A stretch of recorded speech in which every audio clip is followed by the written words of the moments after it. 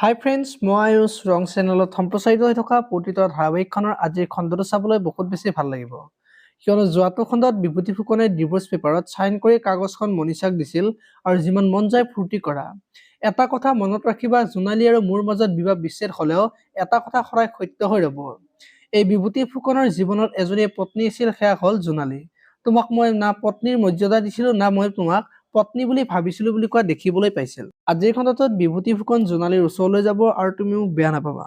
মই ডিভোৰ্চ দিব বিচৰা নাই, মই ডিভোৰ্চ নিদিলে তোমাক ৰমন বৰ্মনৰ কেছত জেললৈ পঠাবৰ বাবেহে মই ডিভোৰ্চ পেপাৰত চাইন কৰিব লগা হ'ল বুলি কোৱা দেখিবলৈ পাব।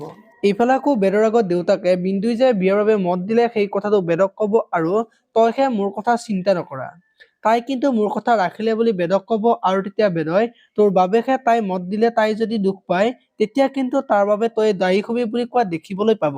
আনফালে আকৌ অনু আজি ঘৰলৈ যাব আৰু তেতিয়া প্ৰজ্ঞাই তই এতিয়াহে আহিব সময় পালি, তোৰ নিজৰ ঘৰখন হ'লতো এতিয়া সকলো পাহৰি গলি, তোৰ কাৰণে মনীষাই দেউতাক ডিভোৰ্চ দিবলৈ বাধ্য হ'ল বুলি ক'ব আৰু এইখন ঘৰৰ পৰা আমাক উলিয়াই দি তাই থকাৰ মাথা মাৰিছে বুলি ক'ব আৰু তেতিয়া মাক আহিব আৰু প্ৰজ্ঞাই যি কৈছে সকলো সঁচা কথা কৈছে বুলি অনুক ক'ব আৰু তেতিয়া অনু চিন্তাত পৰা দেখিবলৈ পাব। আপোনালোকে প্ৰতিটো ধাৰাবাহিকখন চাই কেনেকুৱা পায় কমেণ্ট কৰি জনাব আৰু যদি আপোনালোকে এতিয়ালৈকে চেনেলটো ছাবস্ক্ৰাইব কৰা নাই তেতিয়াহ'লে চেনেলটো ছাবস্ক্ৰাইব কৰি ভিডিঅ'টোত এটা লাইক কৰি দিব। ধন্যবাদ।